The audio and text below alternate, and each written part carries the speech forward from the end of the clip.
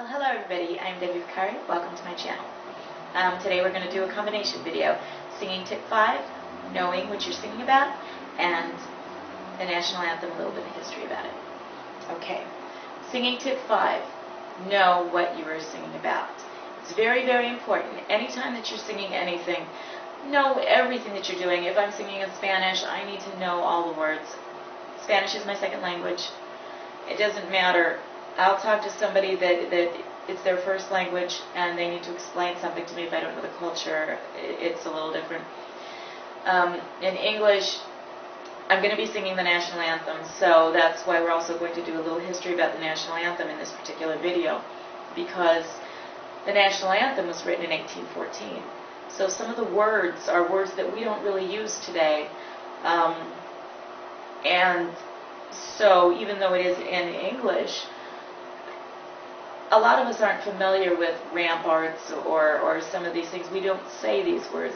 And the history of this song, most of us aren't familiar with. So I actually researched it. I've sang this song before, and I've just looked up the words for singing it. It was a baseball game, so I'm going to be singing it at the Capitol building in Sacramento for an event that's important to me on the 25th of September. And so this time I looked up the history of it, and I found it quite interesting, so I'm going to put that in this video as well. The words in these that are a little bit different that we don't use every day now are rampart, is a wall or embankment raised as protection against attack. Hailed, to salute or greet, to acclaim enthusiastically. Gallantly is showy and gay in appearance, or noble and majestic. Okay.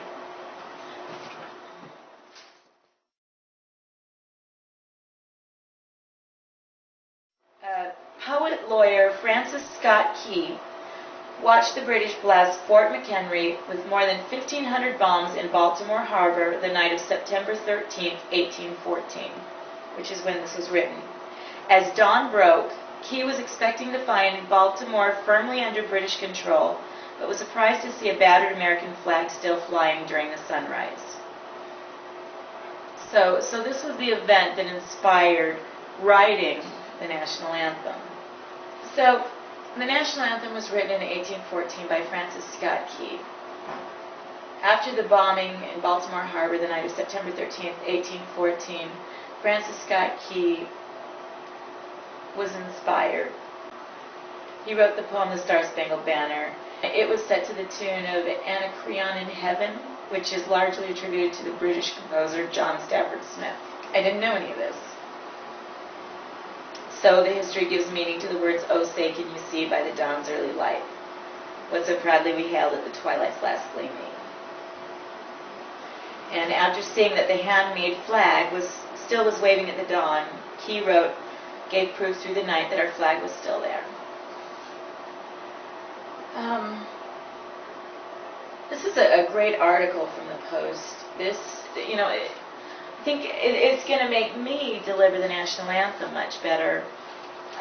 What a great article they wrote in the Post. I thank them. Love that I can Google this stuff. That's really interesting. Written in 1814. The other stanzas some of them are pretty intense. I think that's a great history. I think it's interesting to know, and I hope you enjoy it. The National Project is interesting, and I hope the tip helps you. And please, if you are singing, truthfully, unless you just want to be a technical singer, unless you really don't care about performing, if all you want to do is get the notes right, be a demo singer. Don't bother performing. If you really want to be a performer, know what you're singing about. Be passionate about the music. Read into the words. Understand the song. You need to. You are also an actor when you're a singer. You are not just a singer. If you're just singing the notes, you're not doing it. Singing is about knowing your material. Very, very, very important. And I'm extremely emphatic about that. Okay? And our national anthem is I think that's a really neat story. Anyway, I hope you enjoyed this video, and thank you so much for watching. And that's all. Bye.